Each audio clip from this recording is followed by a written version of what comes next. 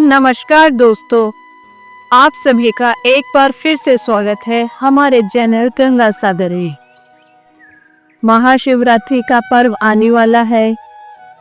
सभी को शिवरात्रि की हार्दिक शुभकामनाएं। भगवान शिव आप सबके जीवन में मंगल, शुद्धता और पवित्रता तथा समृद्धि प्रदान करें, ऐसी हम कामना करते हैं। शिवरात्रि यानी भगवान शिव को प्रसन्न करने का होमा पर भगवान शिव तथा माता पार्वती की आराधना करके उनका आशीर्वाद प्राप्त करने के लिए श्रेष्ठ दिवस यानी महाशिवरात्रि का पर्व। इस दिन जप, तप और व्रत रखकर भगवान के शिवलिंग स्वरूप की पूजा की जाती है। छोटे बड़े शिवालयों में बेलपत्र, धतूरा, दूध, दही, जल इत्यादि से शिव जी का अभिषेक किया जाता है और संपूर्ण देश में महाशिवरात्रि को एक महोत्सव के रूप में मनाया जाता है। कहा जाता है इसी दिन भगवान शिव और माता पार्वती का विवाह हुआ था। महाशिवरात्रि के इस पावन पर्व पर महाशिवरात्रि की महिमा कथा का श्रवण करते हैं। आइए आज की कथा आरंभ करते हैं। एक गांव में एक परिवार रहता था जिसमें एक बूढ़ी माँ और उसका बेटा और बहू रहते थे। लड़के का नाम था श्यामो, जो कि नौकरी के लिए शहर चला गया था।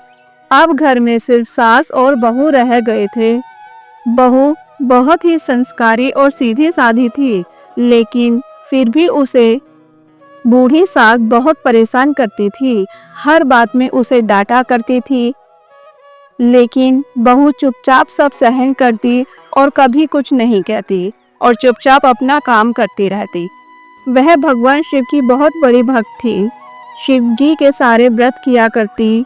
वैसे तो वो हर सोमवार को पूजा करती थी, लेकिन महाशिवरात्रि के दिन उसने सोचा आज मंदिर जाकर भगवान शिव का जलाभिषेक करूंगी। गांव की सभी औरतें मंदिर पूजा के लिए जा रही हैं, मैं भी चली जाती हूँ।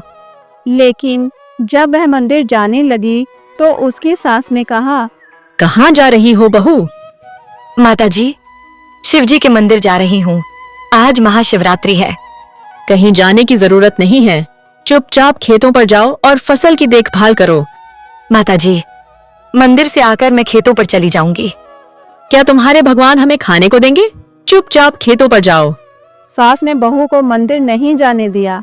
मायूस होकर बहू खेतों पर जाने के लिए निकल गई। रास्ते में उसने देखा सब लोग पूजा करने के लिए मंदिर जा रहे हैं। सबको देखकर उसे बहुत बुरा लगा। उदास मन से खेतों पर पहुंच गई और खेतों पर बैठकर फूट फूट कर रोने लगी। यह सब माता पार्वती और भगवान शिव जी ने देखा और उन्हें देखकर बहुत बुरा लगा। माता पार्वती ने भगवान शिव जी से कहा, भगवान इसकी मदद कीजिए, मुझसे इसका रोना देखा नहीं जाता। तब भगवान शिव बहू के पास आए और बहू से कहा, बेटी तुम इतना क्यों रो रही हो? बहू भगवान शिव को अपने सामने देखकर बहुत प्रसन्न हुई और कहने लगी, अपनी किस्मत पर रो रही हूँ।